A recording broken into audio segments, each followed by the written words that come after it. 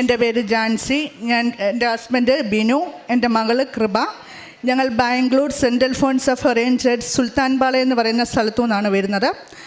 ഞങ്ങൾ ഇവിടെ വരാനുണ്ടായ കാര്യം, ഞാൻ 2021 നവംബർ 3-ാം തീയതിയാണ് ഇവിടെ വന്ന് ഉടമ്പടി എടുത്തത്. ഉടമ്പടി എടുക്കാൻ വേണ്ടിയിട്ടൊന്നും വന്നതല്ലായിരുന്നു സത്യത്തിൽ. എൻ്റെ മകൾക്ക് 2019 മുതൽ ഒരു രോഗപീഠ ഉണ്ടായിരുന്നു. അതായത് അവൾക്ക് ചെസ്റ്റ് പെയിൻ വരും. ചെസ്റ്റ് പെയിൻ വന്നു കഴിയുമ്പോൾ ഉടനെ ഗംസ് ബ്ലീഡ് ആകുമായിരുന്നു. അപ്പോൾ ആദ്യം അത് വർഷത്തിൽ ഒരു പ്രാവശ്യം വരും. വന്നു കഴിഞ്ഞാൽ ഒരു 10 days കണ്ടിന്യൂസ് ഉണ്ടാകും. അത് കഴിഞ്ഞ് ഒരു 6 മാസം കൂടിയിരിക്കുമ്പോൾ വരും. പിന്നെ അതൊരു 3 മാസമായി, പിന്നെ മാസത്തിലായി. ഞങ്ങൾ ഒരുപാട് ഡോക്ടേഴ്സിനെ കാണിച്ചു. പീഡിയാട്രീഷ്യന്മാരെ തന്നെ മാറി ഞങ്ങൾ ചേഞ്ച് ചെയ്തു. ഗ്യാസ്ട്രോ ഡോക്ടർ, കാർഡിയോ ഡോക്ടർ എല്ലാവരെയും കാണിച്ചു. എല്ലാ ഇൻവെസ്റ്റിഗേഷൻസും ചെയ്തിട്ടും എല്ലാം നോർമലായിരുന്നു. ബട്ട് ഇവളുടെ ഒരു ഡോക്ടർ മാത്രം പറഞ്ഞു ഇവൾക്ക് പാനിക് അറ്റാക്ക് ആണെന്ന്. അപ്പം ഞങ്ങൾ ഓർത്ത് ശരി, ഇവൾക്ക് എന്തെങ്കിലും ടെൻഷൻ ഉണ്ടാകുമ്പോൾ അങ്ങനെ ഉണ്ടാകുന്നതാണെന്നിട്ട് ഞങ്ങൾ സമാധാനപ്പെട്ടിരുന്നു. എപ്പോഴും അവൾ 8ാം ക്ലാസ് സ്കൂളിൽ പോകുമ്പോൾ അവൾ ഒരൊറ്റ ദിവസം കറക്റ്റായിട്ട് സ്കൂളിൽ അവൾക്ക് ഇരിക്കാൻ പറ്റിയിട്ടുണ്ടാകത്തില്ല.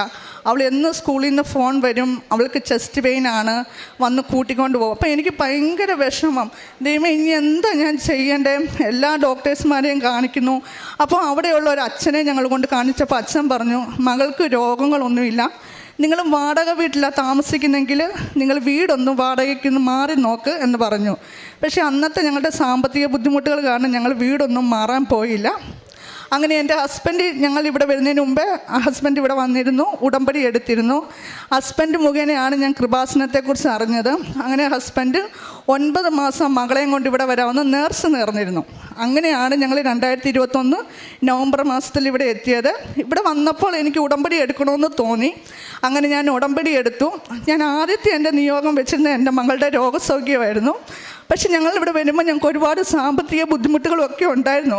പക്ഷേ എനിക്ക് അതിലുപരിയായിട്ട് ഇവളുടെ രോഗപീഠം മാറണം എന്നായിരുന്നു ഞാൻ ആഗ്രഹിച്ചിരുന്നത്. കാരണം ഇവൾ 8ാം ക്ലാസ്സിലായി, പിന്നെ 10ാം ക്ലാസ്സിൽ വരുമ്പോൾ ഇങ്ങനെ പാനിക് അറ്റാക്ക് ആണെങ്കിൽ പോലും അവൾക്ക് പരീക്ഷ എഴുതുമ്പോൾ ബുദ്ധിമുട്ടുണ്ടാവുമല്ലോ എന്നൊക്കെയുള്ള ചിന്ത എന്നെ ഒരുപാട് അലട്ടിക്കൊണ്ടിരുന്നു. ബട്ട് ഞങ്ങളിവിടെ കണ്ടിന്യൂസ് ആയിട്ട് 9 മാസം വന്നു. 9 മാസമല്ല, 1 മാസം വന്നു. 2ാമത്തെ മാസം ഇവിടെ വന്നപ്പോൾ തന്നെ ഞങ്ങളുടെ മാതാവ് ഞങ്ങളുടെ ജീവിതത്തിൽ വലിയ അത്ഭുതങ്ങളാണ് തന്നത്. ആദ്യം തന്നെ എൻ്റെ ഹസ്ബൻഡിൻ്റെ ജോലിയിൽ നല്ല മാറ്റങ്ങൾ വന്നു. സാമ്പത്തിക സ്ഥിതി ഞങ്ങൾക്ക് ഒരുപാട് വർദ്ധിച്ചു. ഞങ്ങൾക്ക് തന്നെ പറയാൻ പറ്റാത്ത രീതിയിൽ ഞങ്ങളുടെ സാമ്പത്തിക ബുദ്ധിമുട്ടുകൾ മാറി. ഞങ്ങൾ ബാംഗ്ലൂരിൽ 4 ഫ്ലോറിൻ്റെ ഒരു വീട് വെക്കാനായിട്ട് മാതാവ് ഞങ്ങളെ അനുഗ്രഹിച്ചു. അത് വീട് വെക്കാൻ പറഞ്ഞു കഴിഞ്ഞാൽ 40 ലക്ഷം രൂപയാണ് ഞങ്ങൾ ആകപ്പാടെ കയ്യിലുണ്ടായിരുന്നത്. ഞങ്ങൾക്കൊരു ലോൺ എടുക്കുവാനോ മറ്റൊന്നിനും ഞങ്ങൾക്ക് ഇഷ്ടമില്ലായിരുന്നു. അപ്പം ഞാൻ ഹസ്ബൻഡ് ഒരു തീരുമാനമെടുത്തു, 40 ലക്ഷത്തിൽ എന്ത് ചെയ്യാൻ പറ്റുമോ അത്രയും ചെയ്ത് നമുക്ക് സ്റ്റോപ്പ് ചെയ്യാമെന്ന് ഞങ്ങൾ വിചാരിച്ചിരുന്നു. പക്ഷേ എൻ്റെ ദൈവമാതാവ് 78 ലക്ഷം രൂപ കൊടുത്ത് ഞങ്ങളെ വീട് ഉണ്ടാക്കാനായിട്ട് അനുവദിച്ചു. ആ വീട്ടിൽ പുതിയ ഫർണിച്ചറുകൾ തൊട്ട് എല്ലാം ഞങ്ങൾ വാങ്ങിച്ചിട്ടു. ഞങ്ങളുടെ വീട് പണി കഴിഞ്ഞതിന് ശേഷം ഞങ്ങളുടെ കയ്യിൽ പൈസ അധികമായിരുന്നു. ഇപ്പം മാതാവ് എനിക്ക് വലിയൊരു അനുഗ്രഹങ്ങളാണ് തന്നത്. ഇപ്പം ഞങ്ങൾ നാട്ടിലും വീട് പണിതുകൊണ്ടിരിക്കുകയാണ്. എന്നിട്ടും ഞാൻ പ്രധാനമായിട്ട് വെച്ചിരുന്ന എൻ്റെ കുഞ്ഞിൻ്റെ നിയോഗം എനിക്ക് സാധിച്ചു കിട്ടിയിരുന്നില്ല. അപ്പം ഞാനത് അല്ലാതെ കുറേ നിയോഗങ്ങളെല്ലാം എനിക്ക് അതിൻ്റെ ഇടയ്ക്ക് സാധിച്ചു കിട്ടുന്നുണ്ട്. പക്ഷേ ഇവളുടെ നിയോഗമാണ് എനിക്ക് പ്രധാനമായിട്ടും ഞാനത് സാധിച്ചു കിട്ടിയില്ല. അങ്ങനെ 2023 എനിക്ക് അച്ഛനെ കാണാനായിട്ട് സാധിച്ചു. അങ്ങനെ അച്ഛൻ മകളെ ഇവിടെ അൾത്താരയിൽ നിന്ന് അവൾ മുട്ടുകുത്തി പ്രാർത്ഥിച്ചപ്പോൾ അച്ഛൻ ഇവളുടെ അടുത്ത് സാക്ഷ്യം എന്ന് പറയുന്നത് മാത്രമേ ഞാൻ കേട്ടുള്ളൂ. അപ്പം എനിക്ക് അന്നേരം തന്നെ മനസ്സിലായിട്ട് സമാധാനമായി. അച്ഛൻ അങ്ങനെ പറഞ്ഞിട്ടുണ്ടല്ലോ, അപ്പോൾ ഇനിയും തൊട്ട് എൻ്റെ മകൾക്ക് അങ്ങനെ ഒരു രോഗപീഠം ഉണ്ടാകത്തില്ലെന്ന് ഞാൻ വിചാരിച്ചു. എന്നിട്ട് ഞാൻ മകൾ ഇറങ്ങിക്കഴിഞ്ഞപ്പോൾ ഞാൻ ചോദിച്ചു, മോനെ എന്താ അച്ഛൻ പറഞ്ഞെന്ന് ചോദിച്ചപ്പോൾ ഇല്ല, സാക്ഷ്യം പറയണമെന്നാണ് പറഞ്ഞതെന്ന് പറഞ്ഞു. അപ്പോൾ 2023 മാർച്ചിലാണ് ഞാൻ അച്ഛനെ കാണുന്നത്. 2024 ഏപ്രിലാണ് ഞങ്ങളുടെ ഹൗസ് വാമിങ് കഴിഞ്ഞത്. ബാംഗ്ലൂരിലുള്ള ഹൗസ് വാമിങ് കഴിഞ്ഞത്. ഹൗസ് വാമിങ് കഴിഞ്ഞ് 1 വീക്ക് കഴിഞ്ഞപ്പോൾ ഇവൾക്ക് വീണ്ടും അതേപോലത്തെ ഒരു പ്രശ്നം, ചെസ്റ്റ് പെയിൻ ഇല്ല, ഗംസ് ബ്ലീഡായി. അപ്പം ഞാൻ മാതാവിനോട് ചോദിച്ചു, മാതാവേ, എത്ര പേര് സാക്ഷ്യങ്ങൾ പറയുന്നു, അച്ഛൻ്റെ കൈവയ്പ്പ് ശുശ്രൂഷയിലൂടെ എത്ര പേര് രോഗസൗഖ്യം നേടി, എന്തുകൊണ്ട് എൻ്റെ മകൾക്ക് ഒരു രോഗസൗഖ്യം കിട്ടുന്നില്ല എന്ന്. അന്ന് ഞാൻ ഒരുപാട് കരഞ്ഞു. പക്ഷേ ദൈവമക്കളെ, അന്ന് തൊട്ട് 1 വർഷവും 5 മാസമായിട്ട് എൻ്റെ കുഞ്ഞിന് അങ്ങനെ ഒരു രോഗപീഠയില്ല. എൻ്റെ മാതാവ് ഞാൻ ആഗ്രഹിച്ചതിലപ്പുറമായിട്ടൊക്കെ ഒരു രോഗസൗഖ്യം തന്നവളെ അനുഗ്രഹിച്ചു. അതുപോലെ തന്നെ ഞാൻ അതിൻ്റെ ഇടയ്ക്ക് ഒരു 7 മാസം ഞാൻ ഉടമ്പടിയിലൂടെയായിരുന്നു ഞാൻ ജീവിച്ചിരുന്നത്. ഒരു 7 മാസം ഞാൻ എൻ്റെ ഉടമ്പടിയുടെ ഒരു ഗ്യാപ്പ് വിട്ടു. അപ്പോൾ അതിൻ്റെതായ കുറച്ച് പ്രശ്നങ്ങൾ, ഹെൽത്ത് ഇഷ്യൂസ്, ഫാമിലി ഇഷ്യൂസൊക്കെ അതിൻ്റെ ഇടയ്ക്കുണ്ടായി. ഞാൻ വീണ്ടും ജൂൺ മാസത്തിൽ ഇവിടെ വന്നു. 1-ാം തീയതി ഞാൻ ഹസ്ബൻഡും വന്നു. ഞങ്ങൾ ഉടമ്പടി എടുത്തു.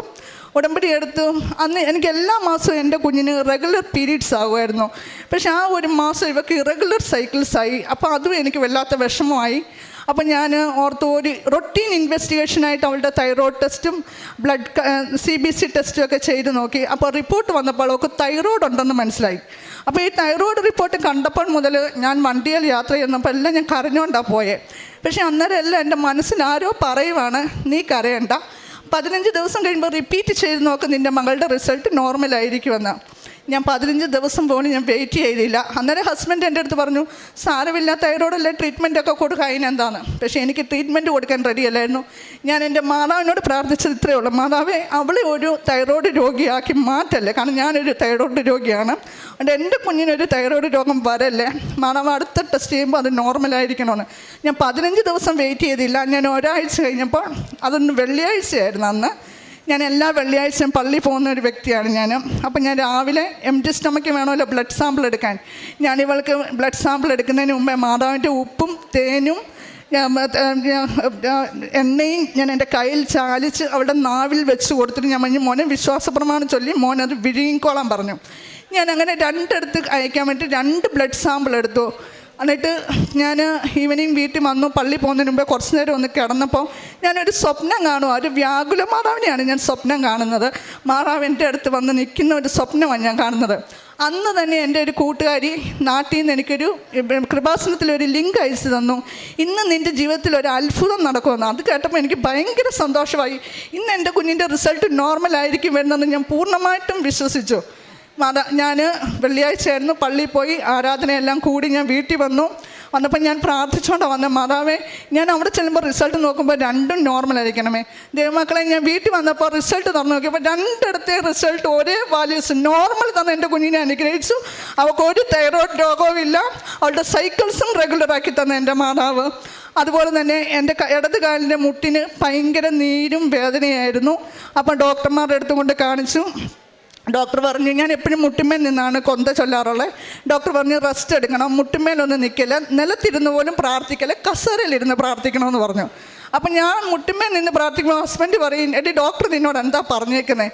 ഞാൻ പറഞ്ഞു, ഞാൻ അതിന് മാത്രമുള്ള വയസ്സൊന്നും ആയില്ല, എനിക്ക് എന്തോ കസേരയിലിരുന്ന് പ്രാർത്ഥിക്കാൻ എനിക്ക് ഭയങ്കര ബുദ്ധിമുട്ടാണ്, ഞാൻ മുട്ടിന്മേൽ നിന്ന് തന്നെ ഇരുന്ന് പ്രാർത്ഥിക്കത്തുള്ളൂ എന്ന് പറഞ്ഞു. ജൂൺ മാസം ഞാൻ എല്ലാ ചൊവ്വാഴ്ചയും ഞാൻ ഉടമ്പടി ധ്യാനം കൂടും. ഞാൻ ജോലി ചെയ്യുന്ന വ്യക്തിയാണ്, ജോലിയുടെ ഇടയിലാണ് കാണുന്നത്. എന്താണെങ്കിലും ലൈവ് ആരാധന ഞാൻ എപ്പോഴും കൂടും. ബാക്കിയുള്ളതൊക്കെ ഞാൻ 2 ദിവസത്തിനുള്ളിൽ കേട്ട് തീർക്കും. അപ്പം ഞാൻ അന്ന് ലൈവ് ആരാധന ഞാൻ കൂടിയപ്പോൾ ഞാൻ ജോലി സ്ഥലത്ത് മുട്ടിന്മേൽ നിന്ന് ഞാൻ കരഞ്ഞ് പ്രാർത്ഥിച്ചു, മാതാവേ എൻ്റെ ഈ കാലിൻ്റെ മുട്ടിൻ്റെ നീരും വേദന എനിക്ക് മാറ്റി തന്നേ പറ്റത്തുള്ളൂ. ദൈവമക്കളെ, നിങ്ങൾ വിശ്വസിക്കുമോ ഇല്ലോ എന്ന് എനിക്കറിയത്തില്ല, എനിക്ക് പോലും വിശ്വസിക്കാൻ പറ്റിയില്ല. അന്ന് തന്നെ ആ നിമിഷം തന്നെ എൻ്റെ മുട്ടിൻ്റെ കാലിൻ്റെ വേദനയും നീരും മറവും മാറ്റി തന്നു. ഇനി ഈ നിമിഷം വരെ എനിക്ക് അങ്ങനെ ഒരു പ്രശ്നം ഉണ്ടായിട്ടില്ല. അതുപോലെ തന്നെ കഴിഞ്ഞ 10 ദിവസം മുന്നേ എൻ്റെ അനിയത്തിയുടെ നാത്തൂൻ്റെ നാവിൽ ഒരു തടിപ്പുണ്ടായിരുന്നു. അപ്പോൾ ഡോക്ടർ അത് സർജറി ചെയ്ത് ബയോപ്സി കഴിക്കണമെന്ന് പറഞ്ഞു. അപ്പോൾ അത് കേട്ടപ്പോൾ തൊട്ട് ഞങ്ങൾക്ക് എല്ലാവർക്കും ഭയങ്കര ഒരു വിഷമമായിരുന്നു. ബയോപ്സി എന്നൊക്കെ കേൾക്കുമ്പോഴേ എല്ലാവർക്കും സാധാരണമായിട്ടൊരു വിഷമം ഉണ്ടാകുന്ന കാര്യമാണല്ലോ. അങ്ങനെ ബയോപ്സിക്ക് വിട്ട് ഞങ്ങളെല്ലാവരും മാതാവിനോട് പ്രാർത്ഥിച്ചു, മാതാവേ അതൊരു നോർമൽ റിപ്പോർട്ട്സ് തന്ന് അനുഗ്രഹിക്കണമെന്ന്. മാതാവിൻ്റെ അനുഗ്രഹത്താൽ അതൊരു നോർമൽ റിപ്പോർട്ട് തന്ന് മാതാവ് അനുഗ്രഹിച്ചു. അതുപോലെ തന്നെ എൻ്റെ അനിയത്തിയുടെ കുഞ്ഞിന് ഒരു കുടുംബസമേതം സൗദി അറേബ്യയിലായിരുന്നു. കുഞ്ഞിന് 2 വയസ്സുള്ളപ്പോൾ തൊട്ട് എക്സിമ രോഗമായിരുന്നു, എക്സിമ. അപ്പോൾ അവൾക്ക് കുഞ്ഞിനെ കാണാൻ പോലും പറ്റാത്ത രീതിയിൽ അവൾക്ക് എക്സിമ ആയിരുന്നെന്നാണ് അവൾ പറയുന്നത്. പക്ഷെ ഞങ്ങൾ കണ്ടിട്ടില്ല, അവൾ എന്നും വിളിച്ച് കരച്ചിലായിരുന്നു. അങ്ങനെ ഒരു ജോലിയൊക്കെ റിസൈൻ ചെയ്ത് നാട്ടിൽ വന്നു. അപ്പം ഞാൻ ഉടമ്പടിയുള്ള സമയമായിരുന്നു. അപ്പം ഞാൻ ഈ ഉടമ്പടിയിൽ ഉപ്പെല്ലാം വെഞ്ചരിച്ച് ഉപ്പൊക്കെ ഞാൻ കൊടുത്തിട്ടിട്ട് പറയായിരുന്നു, ഇതൊക്കെ കുഞ്ഞിൻ്റെ നാവിൽ തൊട്ട് കൊടുക്ക്, നീ വെള്ളം കലക്കി കൊടുത്ത് പ്രാർത്ഥിക്കുക. മാതാവിൻ്റെ അനുഗ്രഹത്താൽ ഇന്ന് കുഞ്ഞിന് 5.5 വയസ്സായി. അവളുടെ എക്സിമയുടെ ഒരു പാട് പോലും കുഞ്ഞിൻ്റെ ദേഹത്തില്ല. പിന്നെ പ്രേക്ഷിത വേലയായിട്ട് ഞങ്ങൾ ചെയ്യുന്നത്, ഞാൻ തമിഴ് പത്രമാണ് കൂടുതലും വാങ്ങിക്കുന്നത്. കാരണം എൻ്റെ ഇടവകയിലുള്ള ഒരുമാതിരിപ്പെട്ട ആൾക്കാരൊക്കെ കൃപാസനത്തിൽ വരാറുണ്ട് ബാംഗ്ലൂരിൽ നിന്ന്. അപ്പോൾ അവർക്ക് എല്ലാവർക്കും തന്നെ മലയാളം പേപ്പർ കിട്ടാറുണ്ട്. അപ്പോൾ ഞാൻ കൂടുതലും തമിഴ് പേപ്പർ വാങ്ങിച്ച് ഞാൻ ജോലി ചെയ്യുന്നിടത്തൊരു പള്ളിയുണ്ട്, അവിടെ കൊണ്ടാണ് ഞാൻ കൊടുക്കുന്നത്. അതുപോലെ തന്നെ ഞാൻ എന്ത് ആവശ്യങ്ങൾക്കും ഞാൻ എൻ്റെ മാതാവിൻ്റെ കാശ് രൂപം വാങ്ങിച്ച് ഞാൻ വിതരണം ചെയ്യും. ഞാൻ പ്രാർത്ഥിക്കും, വിശ്വാസ പ്രമാണം ചൊല്ലി ഞാൻ ആദ്യം പ്രാർത്ഥിക്കും. ഇത് വാങ്ങിക്കുന്നവരെ അവരുടെ നിയോഗങ്ങളെ ഞാൻ അമ്മയ്ക്ക് സമർപ്പിക്കുന്നു എന്ന് പറഞ്ഞ് ഞാൻ പ്രാർത്ഥിച്ചിട്ട് ഞാൻ അവർക്ക് കൊടുക്കും.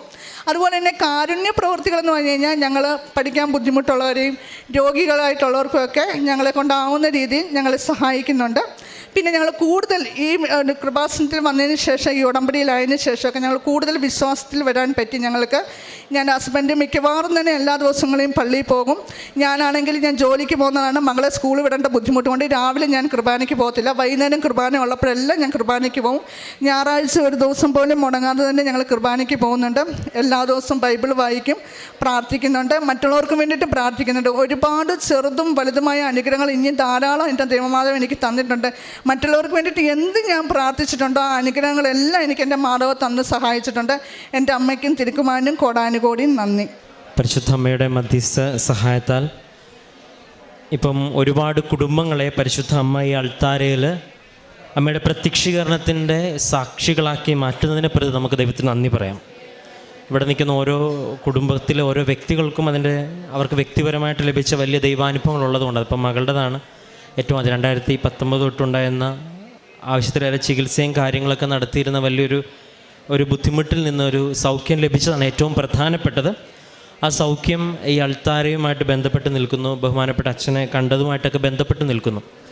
ഇപ്പോൾ പരിശുദ്ധ അമ്മയുടെ പ്രത്യക്ഷീകരണത്തിൻ്റെ അമ്മയുടെ ഇടപെടലായിട്ടാണ് ഇപ്പോൾ ഒരു വ്യക്തി ഈ അൾത്താരയോ ബഹുമാനപ്പെട്ട അച്ഛനെയോ പരിശുദ്ധ അമ്മയോ ഉടമ്പടിയിലെ നേർച്ച വസ്തുക്കളെയോ നിറമോ എന്ത് തന്നെ ഉടമ്പടിയിൽ നിങ്ങൾ ഇതുമായിട്ട് ബന്ധപ്പെട്ട എന്ത് സ്വപ്നമോ ദർശനമോ ഉണ്ടായാലും അതെല്ലാം പരിശുദ്ധ അമ്മയുടെ പ്രത്യക്ഷീകരണത്തിൻ്റെ അടയാളമായിട്ടും ഉടമ്പടിയുടെ സ്ഥിരീകരണവുമായിട്ടുമൊക്കെയാണ് നമ്മളത് വായിച്ചെടുക്കുന്നത്. കാരണം ഉടമ്പടി സത്യമായിട്ടൊരു പ്രാർത്ഥനയാണെന്ന് തെളിയിക്കേണ്ടത് പരിശുദ്ധ അമ്മയുടെയും കൂടെ ഒരു സ്വർഗീയ ഉദ്ദേശത്തിൻ്റെ ഭാഗമാണ്. അത് ദൈവപ്രീതിയുടെ ഒരു നിയോഗം കൂടി. അതുകൊണ്ടാണ് ഉടമ്പടിയുടെ ആദ്യത്തെ സെറ്റ് പ്രത്യക്ഷീകരണ പ്രാർത്ഥന ആദ്യം പ്രാർത്ഥിക്കുന്നത്. ഒരു സ്വർഗത്തിൻ്റെ നിയോഗം കൂടി അതിനകത്തുണ്ട്. അതുകൊണ്ടാണ് ഈ ആലയത്തിലേക്ക് കടന്നു വരുന്നവരുടെ ദൈവാനുഭവങ്ങളിൽ ഇത്തരം ഉടമ്പടി എടുത്ത തീയതിക്ക് ശേഷം ഇത്തരത്തിലുള്ള മാറ്റങ്ങൾ ഉണ്ടാകുമ്പോൾ അത് നമ്മൾ പ്രത്യേകം നോട്ട് ചെയ്യുന്നതും അത് സാക്ഷ്യത്തിൽ നോട്ട് ചെയ്യുമ്പോൾ നമ്മൾ രണ്ടാമത് പറയുന്നതും. രണ്ടാമത്തത് കുടുംബത്തിൽ ലഭിച്ച അനവധി ദൈവാനുഭവങ്ങൾക്ക് പ്രത്യുത്തരമായിട്ട് ഇവർ ഉടമ്പടിയിൽ വിശ്വസ്തയോടെ നിൽക്കുന്നു. ഇവരുടെ കുടുംബത്തിൽ മുടങ്ങാതെയുള്ള പ്രാർത്ഥനയും ഉടമ്പടിയിലെ കാര്യങ്ങളും ചെയ്യുന്നുണ്ട്, വ്യക്തമായിട്ട് നിബന്ധനകൾ പാലിക്കുന്നുണ്ട്. അപ്പോൾ ഈ ഒരു കാര്യം രണ്ടും പ്രധാനപ്പെട്ട. ഒരു ദൈവാനുഭവം കേൾക്കുമ്പം അത് ദൈവാനുഭവങ്ങൾ എങ്ങനെ ഉണ്ടായി എന്നുള്ളതും ഉടമ്പടിയിലെ സാക്ഷ്യത്തിലുണ്ട്. അതിന് വ്യക്തമായിട്ടൊരു പ്രാർത്ഥനയുടെ ഒരു മുടക്കം കൂടാതെയുള്ള ഒരു സ്ഥിരതയും ഒപ്പം പ്രാർത്ഥനയുള്ള അഭിഷേകമൊക്കെ ഈ കുടുംബത്തിനുണ്ട്. അപ്പം വ്യക്തിപരമായിട്ട് പരിശുദ്ധ അമ്മ ഒരുപാട് കുടുംബങ്ങളെ അൾത്താരിൽ എത്തിക്കുന്നതിനെ ഓർത്തും പരിശുദ്ധ അമ്മയുടെ വലിയ സൗഖ്യത്തിൻ്റെ സാന്നിധ്യം ഉടമ്പടി വസ്തുക്കളിലൂടെ വ്യക്തികളിലേക്ക് കടന്നു ചെല്ലുന്നതിനെ ഓർത്തും അതിനേക്കാളും അപ്പുറം കുടുംബങ്ങൾ ഒരുപാട് വിശ്വാസത്തിൽ ബലപ്പെടുന്നതിനുമെല്ലാം പ്രതി നമുക്ക് കരങ്ങളടിച്ച് ദൈവത്തിൻ്റെ നാമം മഹത്വപ്പെടുത്താം.